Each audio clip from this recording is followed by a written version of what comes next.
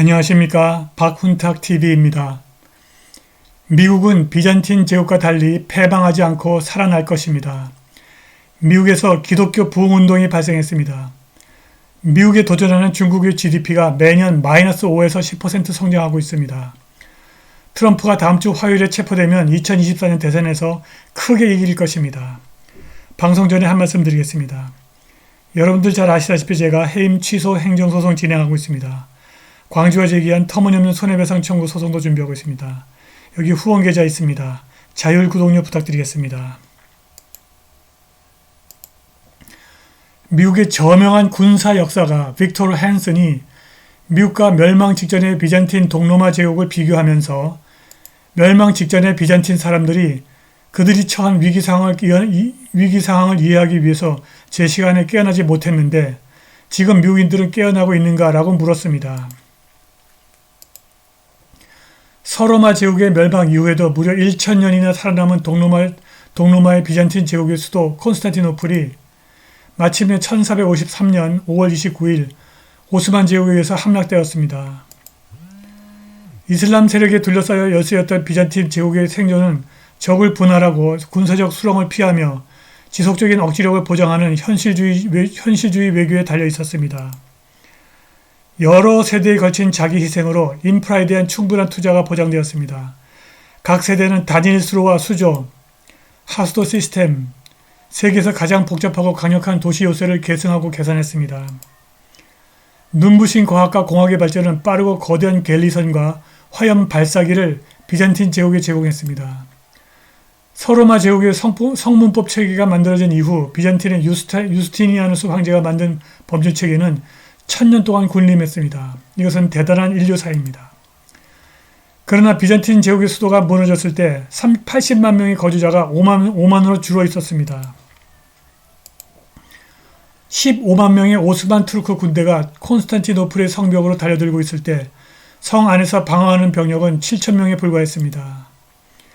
이슬람 승자는 한때 마법의 도시였던 콘스탄틴을 점령하고 이름을 이스탄불로 바꿨습니다. 이것은 900년 이상 세계에서 가장 큰 기독교 교회 산타 소피아 성당의 본거지였습니다. 함락과 거의 동시에 이 거룩한 지혜의 교회가 이슬람 세계에서 가장 큰 모스크로 개조되었고 그 뒤에는 첨탑이 세워졌습니다.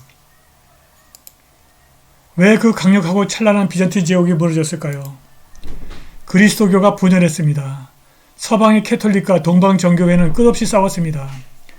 그들은 종종 공동의 적 이슬람보다 서로를 더 미워했습니다. 콘스탄티노플의 마지막 날에 서유럽은 포위된 콘스탄티노플의 지원 병력을 거의 보내지 않았습니다. 250년 전 제4차 십자군의 서부 프랑크족이 예루살렘에서 우회하여 콘스탄티노플을 습격하고 약탈했고 반세기 동안 비잔틴 제국을 지배했습니다.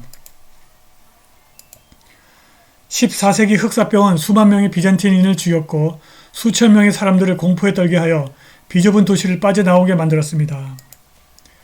비잔틴의 마지막 세대는 세계 최고의 명성과 생활 수준을 물려받았습니다.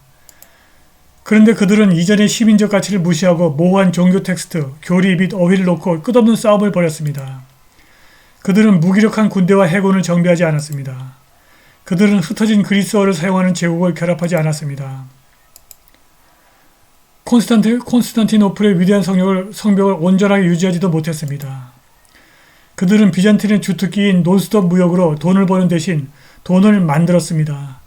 금화에 은을 섞어 통화가치를 떨어뜨려 인플레이션을 일으킨 것입니다. 한때 영리하고 슬기로웠던 비잔틴인들이 잘난 척하고 단순해졌습니다. 그들은 자녀를 갖지 않았고 반쯤 비어있고 더럽고 관리되지 않은 도시를 벗어나기 원했습니다. 그들은 제국을 체계적으로 정비한 오스만의 성장을 무시했고 과소평가했습니다. 15세기 중반 오스만 제국의 이슬람 군대는 이렇게 치명적인 비잔틴 약점을 이용할 준비가 되어 있었습니다. 술탄 메흐메드 2세는 오스만 제국이 유일하게 세계 강국이라고 선언했고 어처구니 없게도 콘스탄티노플의 성벽에 생긴 아주 작은 틈을 통해서 콘스탄티노플에 입성했습니다. 빅터 헨슨은 미국과 멸망 직전 비잔틴이 매우 비슷하다고 말합니다. 무엇보다도 미국 좌파와 우파는 공동의 적 중국보다 서로를 더 미워하고 있습니다. 둘째, 비잔틴과 마찬가지로 미국은 국경 수비를 포기했고 외국인 수백만 명이 마음대로 남쪽 국경을 넘어옵니다. 셋째, 마지막 단계의 콘스탄티노플처럼 한때 미국의 상징이었던 도시들이 이제 더럽고 반쯤 황폐하고 위험하고 기능장애가 있습니다. 넷째, 파산 직전에 처한 미국의 은행들이 돈을 벌기보다는 인쇄를 하고 있습니다. 다섯째, 미국인은 마지막 세대 비잔틴인들처럼 이렇다 할 근거도 없이 그들이 천하무적이라고 믿습니다. 워크 집단이 지배하는 미국 군대는 치명적이지 않습니다.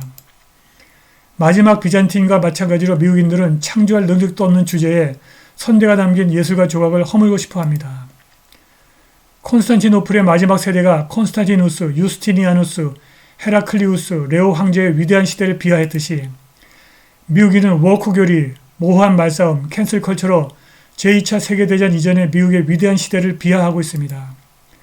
마지막 비잔틴인들은 그들이 어떻게 되었는지 이해하기 위해서 깨어나지 못했습니다. 그러나 지금 미국에서 기독교가 부흥하고 있고 사람들이 깨어나고 있습니다. 켄터키주 렉싱턴에 있는 작은 대학교 채플에서 한 학생의 고백에서 시작된 영적 부흥이 끝없이 이어지고 있습니다. University, which is a private Christian college in Wilmore, Kentucky, outside Lexington, began hosting a prayer service a week ago, but it never ended. People just keep showing up from around the world. Here's what it looks like.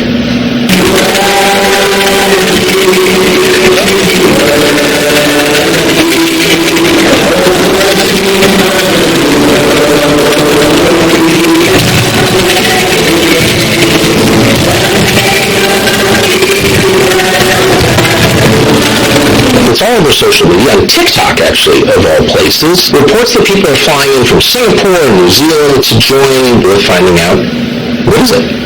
A theme or a Bible verse that we've all been sharing with each other is Habakkuk 1. And the Lord says, look at the nations and watch, for I'm doing something in your day that you wouldn't believe if you were told. And it's happening, and we can hardly believe it. Well, it seems remarkable. I mean, so many stories you see them and you think, that's very different. I'm not quite sure what it means, but it's worth learning more. So my understanding is this began in a completely conventional service, and a boy got up and started talking about his own flaws, and then something changed in the atmosphere and it never ended. Is that fair?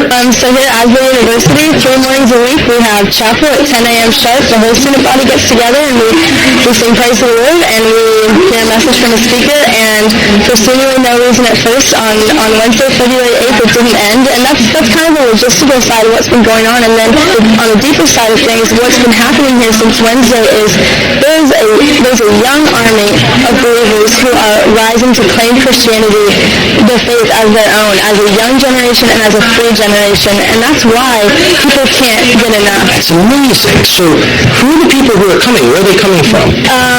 We don't know most of them. We've obviously been getting calls, hundreds of calls to the university switchboard number, but we have friends here from Brazil, from Indonesia, almost every state, especially in the midst of tragedies like what we've seen in Michigan State University, and even farther back to 2020, especially our generation was impacted so much, and so you have to wonder, what's going to break. And in the state, Holy Spirit has interceded for us here at Asbury and across the nation. I assume you don't know how long this will continue? Could not tell you. And Allison, thank you.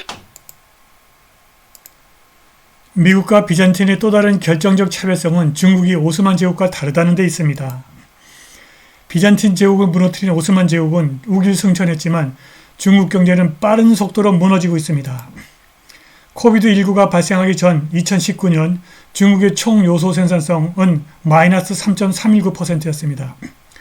총 요소 생산성은 투하되는 노동과 자본이 증가하지 않아도 시스템에서 발생하는 효율을 말합니다. 코비드19 이후 중국의 총 요소 생산성은 훨씬 더 떨어졌을 것입니다.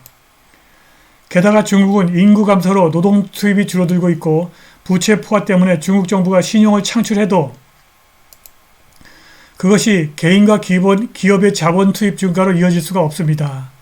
왼쪽에서 보시는 것은 세인트루이스 연준이 만들어낸 중국의 총 요소 생산성 자료입니다. 시진핑이 집권한 이후 총 요소 생산성은 계속 줄어들고 있습니다.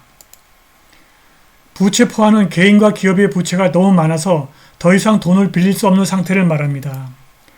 중국의 GDP는 매년 크게 줄어들고 있습니다. 중국의 명목 GDP 성장률은 마이너스 5에서 10%로 추정됩니다. 그리고 내주 화요일 트럼프가 체포되면 미국인들이 완전히 깨어날 것입니다. 어제 토요일 트럼프가 트루스 소셜에서 그가 화요일에 체포될 것이라고 말했습니다. 그는 미국의 꿈은 죽었다라는 제목의 포스트에서 조지 소로스의 지원을 받는 뉴욕 지방검찰청의 정치검사가 증거도 없이 일방적인 주장에 근거해서 자신을 체포할 것이라고 말했습니다. 일론 머스크가 의미심장한 말을 했습니다. 일론 머스크는 만일 트럼프가 체포된다면 그가 랜드슬라이드 빅토리, 크게 이길 것이라고 장담했습니다. 미국에서 진행 중인 기독교 부흥과 중국의 대대적인 경제 붕괴, 그리고 트럼프의 체포와 2024년 트럼프의 압도적인 당선이 미국과 비잔틴의 결정적인 차별성입니다. 트럼프와 글로벌 딥스를 제거하면 미국이 살아나 건재할 것입니다. 오늘 방송은 여기까지입니다. 감사합니다.